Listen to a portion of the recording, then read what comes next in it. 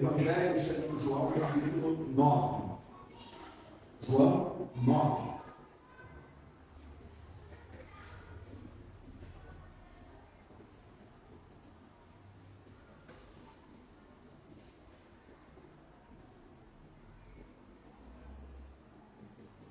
Nós começamos semana passada uma série de mensagens com o tema Perdoados. Eu não tinha noção disso até perceber na prática o quanto que nós, cristãos, temos dificuldade de carregar, aceitar e viver na graça do Senhor. Davi diz: a tua graça é melhor do que a vida, por isso os meus lábios te louvam. O apóstolo Paulo, quando está orando a Deus e pedindo ao Senhor: Senhor, tira de mim isso que tanto me incomoda, esse espinho na minha carne. Ouve do Senhor: meu filho, a minha graça te basta. Nós temos a consciência de que só vivemos pela graça, mas no dia a dia carregamos muitas culpas, por conta das nossas decisões, por conta daquilo que nos cerca. E eu tenho o desejo de compartilhar com os irmãos nessas semanas a palavra do Senhor que traz esta linda promessa de perdão e restauração das nossas vidas em Jesus Cristo, nosso Senhor. O problema é que nós estamos sempre em busca de um culpado, e é sobre isso que eu quero falar aqui nesta noite com os irmãos. Eu creio que esse texto de João, capítulo 9, ele nos orienta muito sobre esta temática. Eu gostaria que você acompanhasse a leitura. O texto é longo, então eu quero ler algumas partes e refletir com os irmãos sobre alguns aspectos. Caminhando Jesus, viu um homem cego de nascença, e seus discípulos perguntaram: Mestre, quem pecou, este ou os seus pais, para que nascesse cego? Respondeu Jesus: nem ele pecou, nem seus pais, mas foi para que se manifestem dele as obras de Deus. É necessário que façamos as obras daquele que me enviou, enquanto é dia. A noite vem, quando ninguém pode trabalhar. Enquanto estou no mundo, sou a luz do mundo.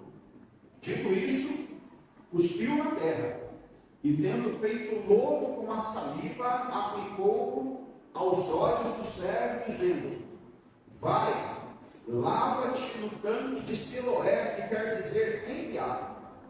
Ele foi, lavou-se e voltou vendo. Quero fazer uma pausa aqui, vamos orar.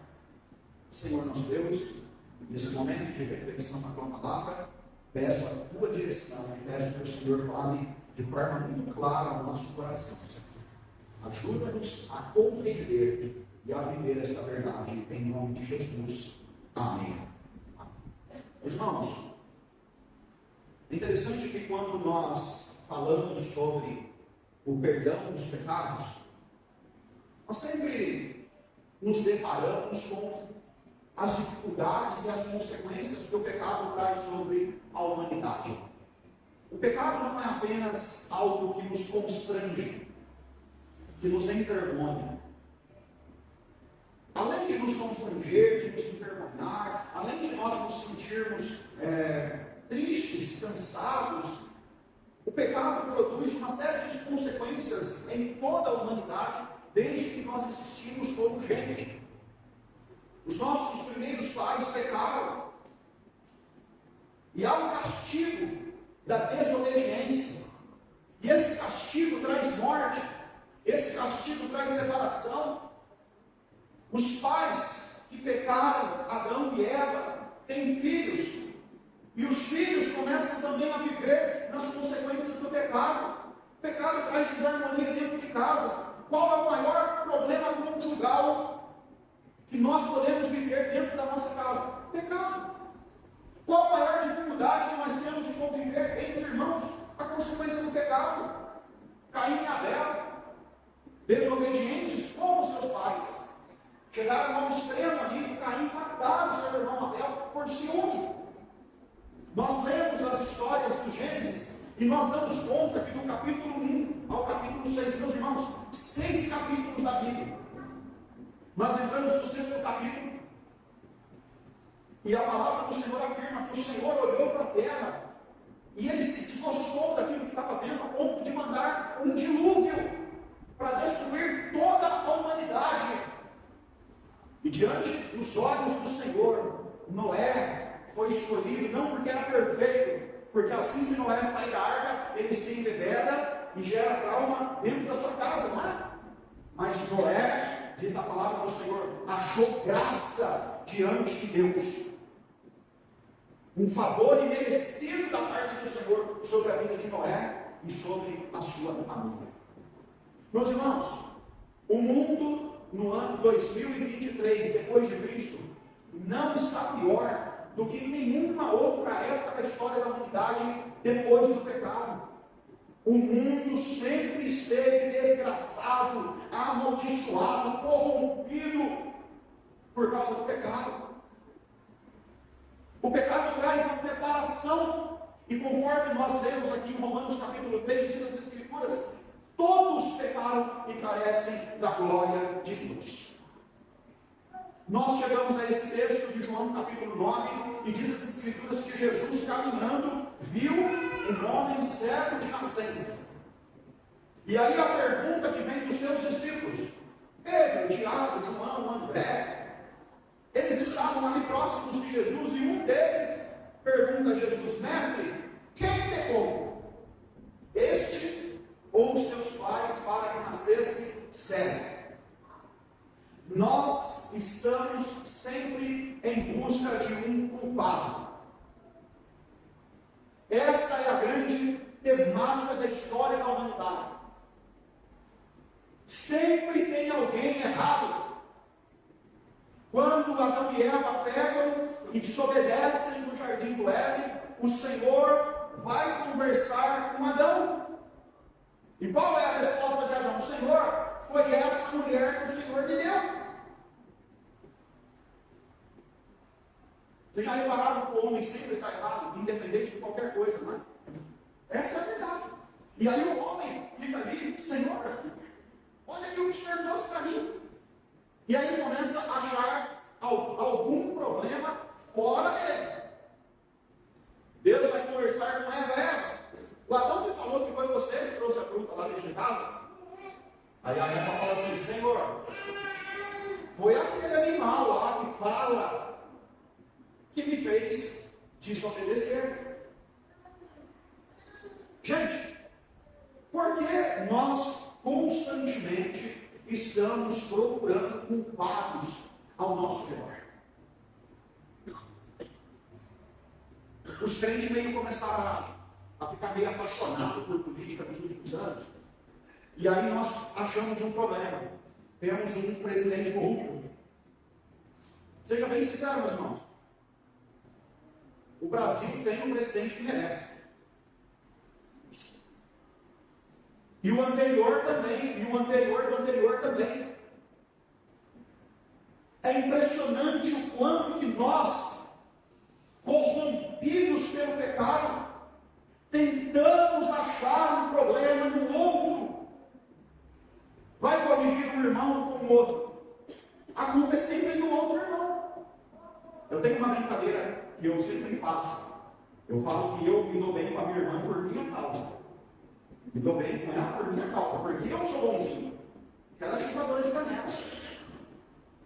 Nós sempre achamos um problema. Eu vou aconselhar casais, pastor, mas a minha esposa está queimando arroz, pastor. Não está passando a roupa. Minha esposa não faz isso, minha esposa não faz aquilo, minha esposa não faz aquilo. Aí você vai conversar com o marido, pastor. Vai conversar com a esposa, né? Pastor, meu marido não faz isso, meu marido é assim, meu marido é assim, meu marido é assim. Nós estamos sempre em busca de um culpado.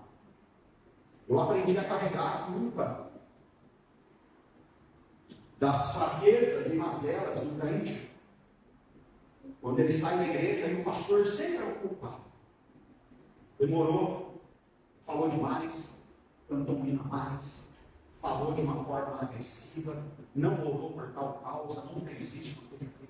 Meus irmãos, nós estamos em busca de um culpado. Os discípulos de Jesus estavam querendo saber quem é o culpado por esse homem estar cego.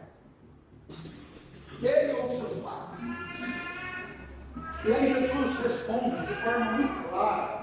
E eu creio que essa verdade de Jesus aqui deve ecoar dentro dos nossos ouvidos e dentro do nosso coração. Não foi ele quem pecou, nem os seus pais, mas isso tudo é para que se manifeste nele as obras de Deus. Jesus não está dizendo que esses homens aqui são perfeitos, mas que dentro daquele coração daquele homem seria manifestada uma obra dentro dos seus olhos, o Senhor agiria com poder. A luz do mundo, que é Jesus, brilharia de forma muito clara aquele cego. Jesus cura esse homem, meus irmãos, de uma forma primitiva. Jesus cospe na terra, faz um lodo e põe aquele lodo nos olhos daquele homem. E Jesus manda aquele homem ir para o tanque de Siloé se lavar. E quando ele lava os seus olhos, ele volta a ver. Diante dessa verdade, eu quero te fazer uma pergunta. Meu irmão, quem você está culpando pelos seus problemas?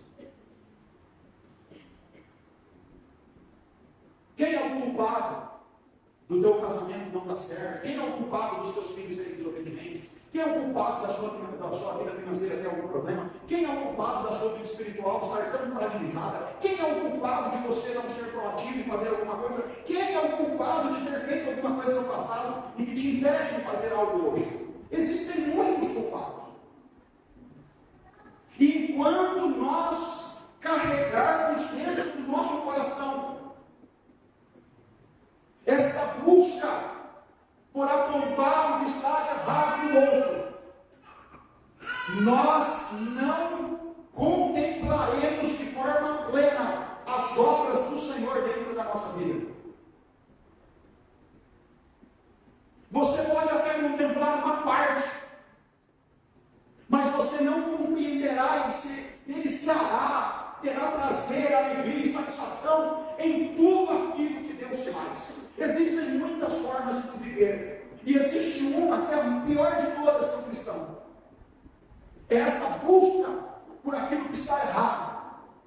Mas existe um contraponto aqui, de acolhermos aquilo que Jesus está trazendo dentro do nosso ser. Meu irmão, minha irmã, uma das maiores dificuldades que nós temos é de expressar o perdão libertador. Quando nós carregamos os fardos da culpa, nós não conseguimos viver plenamente aquilo que Deus pode realizar dentro de nós. A verdade é que existe um homem cego, e Jesus tinha um propósito eterno sobre a vida deste homem.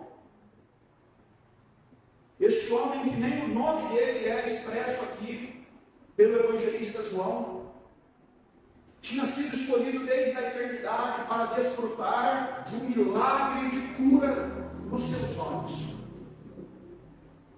Eu fico pensando o quanto que Deus pode realizar na nossa vida quando nós abrimos o nosso coração à transformação verdadeira e a entendermos que tudo tem um propósito de Deus em nós. Quantas são as coisas que nos cercam, os males do passado, as dores, aquilo que nós carregamos, algum sofrimento, alguma punição, alguém que te tratou de forma agressiva, violenta, truculenta, alguém que lhe fez mal, um pecado que lhe parece duro e imperdoável. Mas que quando nós entendemos as obras do Senhor na nossa vida, nós podemos viver em plena liberdade. A pergunta que eu quero te fazer aqui, que é muito necessária: quem, afinal de contas, você tem culpado por conta daquilo que tudo que aconteceu na sua vida? Meus irmãos, quando nós entendemos aquilo que Deus faz, existe um processo transformador em nós. Quando aquele homem volta a ver, os vizinhos ficam perguntando como este mendigo que pedia esmolas agora veio. Alguns falavam ele, outros diziam, eles parecem com ele, mas não é aquele mendigo. E aquele homem dizia, sou eu. E perguntavam para ele, como te foram abertos os olhos? Ao que aquele homem respondia, um homem chamado Jesus fez lodo, untou os olhos e me disse, vai ao tanque de Siloé e lava-te. Então fui lá ver e estou vendo.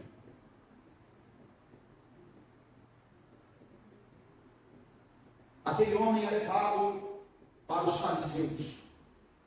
Ele foi curado num sábado. Havia uma crise muito grande de se fazer uma obra no sábado, porque isso não glorificava o nome do Senhor.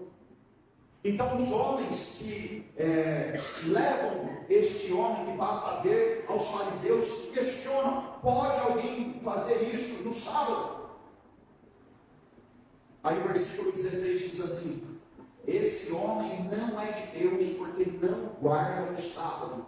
Diziam outros, como pode um homem pecador fazer tamanhos sinais?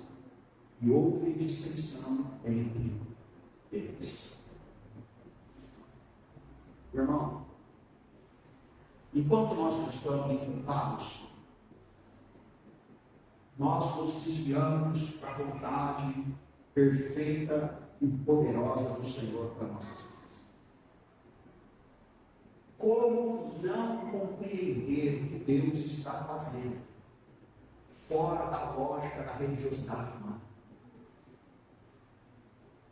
A igreja, vez ou outra, precisa avaliar se o que ela está fazendo é de Deus ou não é de Deus. Pastor, posso fazer alguma coisa que não é de Deus? Sim.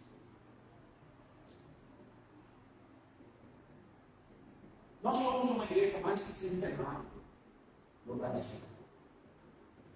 E algumas vezes nós queremos apenas replicar aquilo que os nossos antepassados fizeram.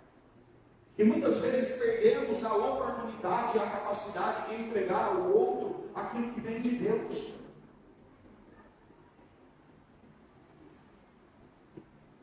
Será que Deus se desagradaria de que o seu Filho eterno curasse um cego de nascença num dia de sábado? Parece tão simples isso. Eu fico me questionando quantas coisas simples causam discórdia no nosso meio, causam dissensão no nosso meio. Meus irmãos, toda semana uma igreja no Brasil se divide. Quantas vertentes de denominações nós temos dentro do nosso país? Quantos modelos vão sendo divididos e desmembrados por conta de dissensões, divisões básicas de coisas simples? Ah, eu não gostei disso. Ah, eu não gostei daquilo. Não é da forma como eu quero. O que é de Deus e que não está na minha vida, o que está na minha vida e não é de Deus? Esse é o questionamento que nós precisamos fazer o tempo todo. E o pecado nos cega, meus irmãos. O pecado faz com que nós fiquemos duros e enrijecidos para aquilo que é de Deus. E aceitemos com facilidade o que não é de Deus para a nossa vida. Você já reparou que é muito mais fácil você fazer uma fofoquinha de alguém do que você mandar uma palavra de bênção sobre a vida de alguém? É muito mais fácil você causar uma intriga do que fazer um acordo. Ao longo dos últimos 10 anos, quantos amigos e quantos inimigos você fez? Ao longo dos últimos 5 anos, com quantas pessoas você passou a se relacionar verdadeiramente, profundamente, e quantas são as pessoas que você deixou? Meus irmãos, o maior impacto negativo do pecado dentro do coração humano é a divisão, é a separação, é a ruptura. Não há nada mais terrível no coração do homem do que uma faca que separa e divide todas as coisas. Eles para lá errados e eu para cá correto. Isso tem causado dentro da igreja, um impacto muito negativo. Nós trabalhamos com facções, divisões, com grupos, com panelas, e não na unidade verdadeira do corpo de Cristo, o nosso Senhor. Infelizmente, meus irmãos, a nossa intimidade, o nosso contato, a nossa proximidade tem se tornado cada vez mais rasa. É engraçado que nós pegamos o boletim e às vezes nós nem sabemos quem é a pessoa. Vamos lá, quem é o fulano de tal? Né? Será que é esse? Será que é aquele? Mas não, será que é tão difícil assim nós termos conexão, intimidade? Será que é tão difícil nós carregarmos em nós as marcas do novo homem? Que o novo homem não foi feito para a divisão, mas o fruto do Espírito em nós gera amor, alegria, paz, longanimidade, benignidade, bondade, mansidão, domínio próprio. Nós podemos nos chamar de irmãos, nós podemos criar afetos, criar laços. Nós estamos sempre em busca do culpado. E esses homens fariseus então reúnem na sinagoga, chamam o cego e diz: dá glória a Deus, nós sabemos que esse homem é pecador. Eles tentam imputar sobre o próprio Jesus Cristo o pecado. E aquele cego então responde no versículo 25: se é pecador, eu não sei. Uma coisa eu sei: eu era cego e agora eu vejo.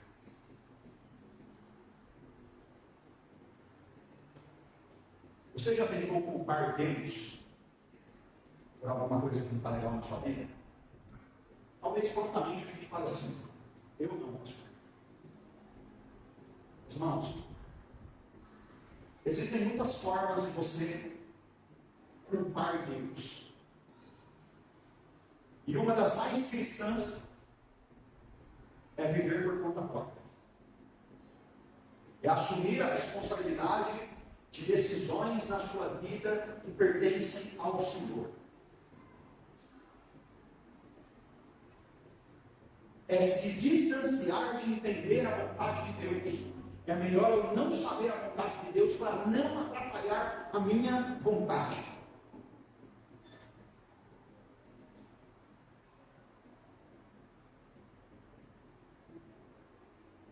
Culpar a Deus está tão presente dentro do nosso coração.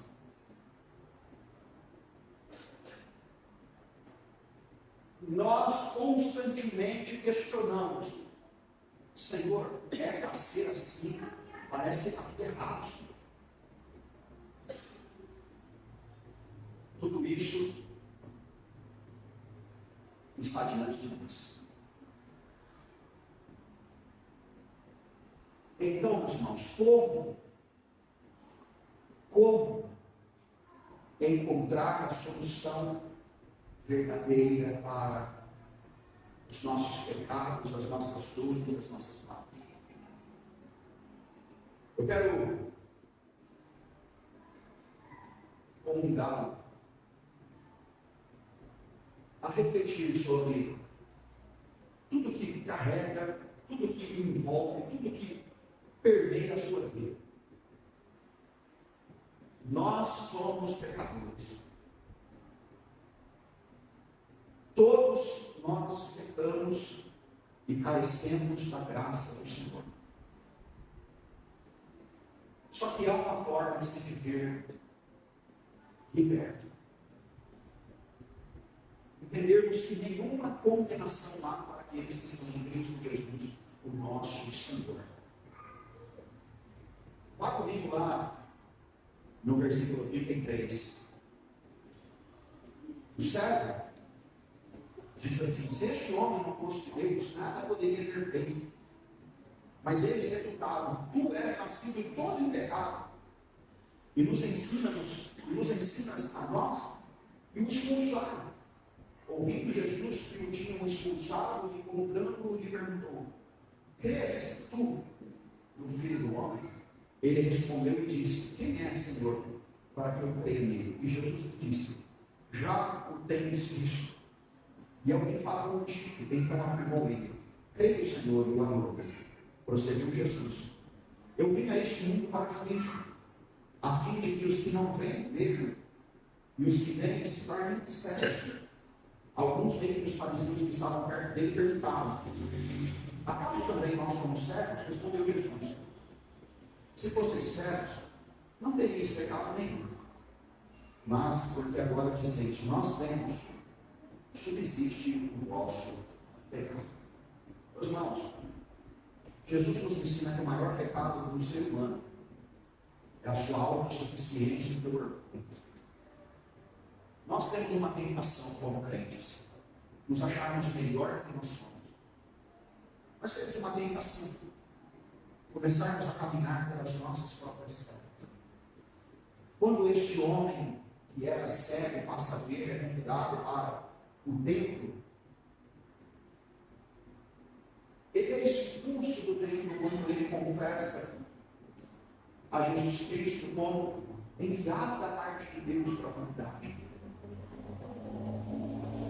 Mas na mesma proporção que os religiosos afastam pecadores de Jesus, Jesus se aproxima daqueles que não têm nada e lhes oferece. É uma questão de escolha para nós. Nós confiaremos na força do que nós somos, ou nós nos entregaremos completamente aos braços daquele que perdoa todas as coisas. Nós somos pó. Viemos do pó e ao pó voltaremos. Somos fracos, frágeis. E quanto mais fracos nos tornamos, mais a graça do Senhor nos fortalece.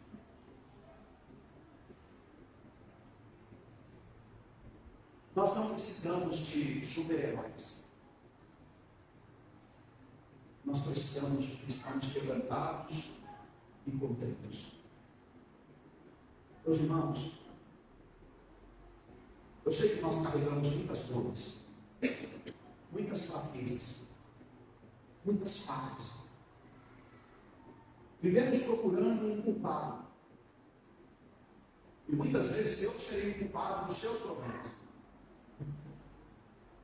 Muitas vezes nós apontaremos sobre o outro aquilo que nós temos tanta dificuldade de nos libertar. Esse texto, ele conclui de uma forma que Jesus não somente tira a cegueira daquele homem, mas ele estende as mãos para uma vida de crença, de verdade, de entrega, um impacto transformador de Jesus dentro de nossas vidas. Cabe a nós hoje procurarmos em Jesus as respostas transformadoras e estender, dobrar-se, lançar-se aos pés de Jesus. Jesus disse: vinde a mim, os que estáis cansados e sobrecarregados, eu vos aliviarei. Davi disse que o pecado faz envelhecer os ossos, doía na alma. Mas Jesus disse que o seu fardo é leve, o seu jugo é suave. Eu e você temos uma história de vida. Deus sabe quem nós somos. Deus sabe para que chegamos até aqui. Existem alguns traumas, algumas dores, que infelizmente, quando nos marcam, nos levam para o caminho errado. Mas Jesus Cristo é aquele que transforma e perdoa todas as ofensas. Meu irmão, minha irmã, você que a vida inteira culpou alguém, culpado é meu marido, culpado é minha esposa, culpado é minha mãe, culpado é meu pai, culpado é meu tio, culpado é meu patrão, culpado é minha sogra, culpado é meu vizinho. Você que às vezes se pune,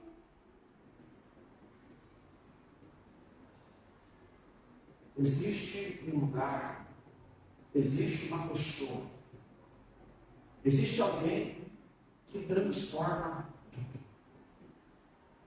Este homem, quando passa a ver, ele não precisava mais achar o culpado. Quando ele passa a ver, ele apenas entende que há algo além. Eu não viverei mais na sombra do passado. Eu viverei em Jesus Cristo. Ele resolveu todas as coisas. E essa mesma verdade que nós podemos trazer para a nossa vida. Encontrar em Jesus uma solução que nós não encontraremos em nada mais. Abandonar esse senso de culpa, este fardo de apontar e apresentar a Jesus as nossas dores e pedir: Jesus, eu peço que eu possa contemplar a tua obra dentro da minha vida. Faz a tua obra em mim, Senhor. Faz a tua obra. Jesus resolve tudo. E se nós ainda não estamos em Jesus, este é o momento de crer que Ele é poderoso para transformar todas as coisas. Meus irmãos, você sempre vai achar alguém que te expulsará, que te abandonará, que lançará peso, fardo e consequências sobre a sua vida.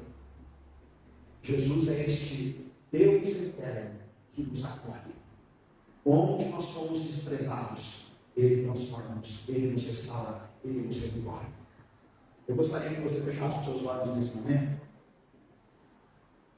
E só há uma forma de receber essa mensagem. De forma particular, pessoal. Avaliando, analisando,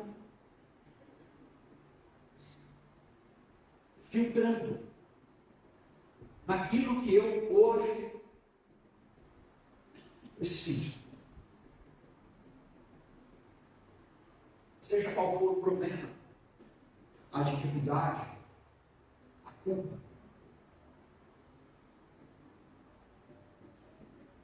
Que o Senhor Jesus Cristo manifeste a sua obra sobre nós nesse momento.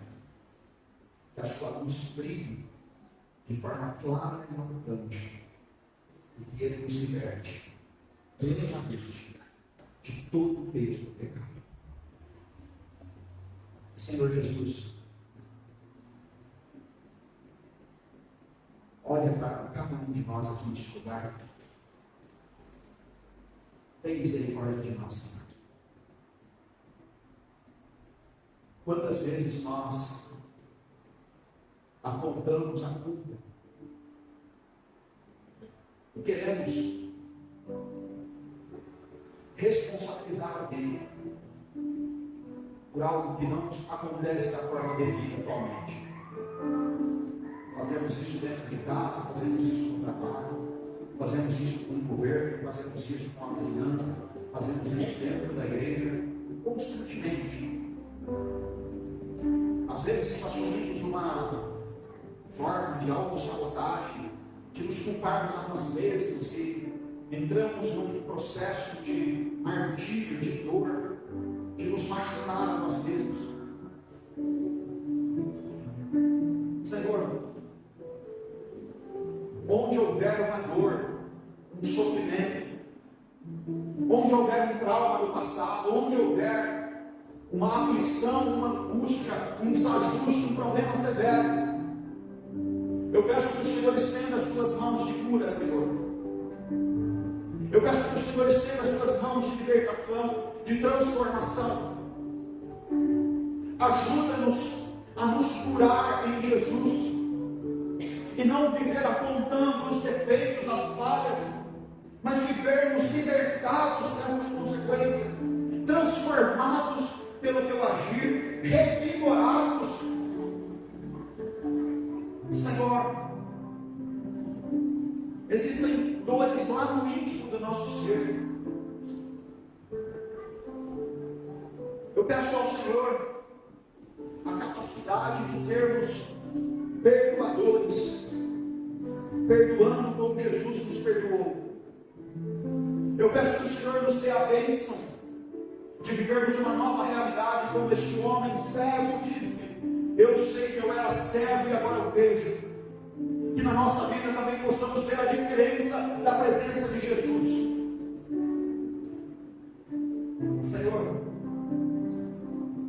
tentamos achar tantos problemas. Muitas vezes nos esquecemos que a solução de todas as coisas está bem diante de nós. Fortalece a tua igreja, Senhor, traz o verdadeiro perdão restaurador. Que nós possamos caminhar na graça do nosso Jesus. A tua graça é melhor que a vida. Dá-nos esta consciência e esta firmeza, Senhor. Em nome de Jesus que nós oramos. Amém.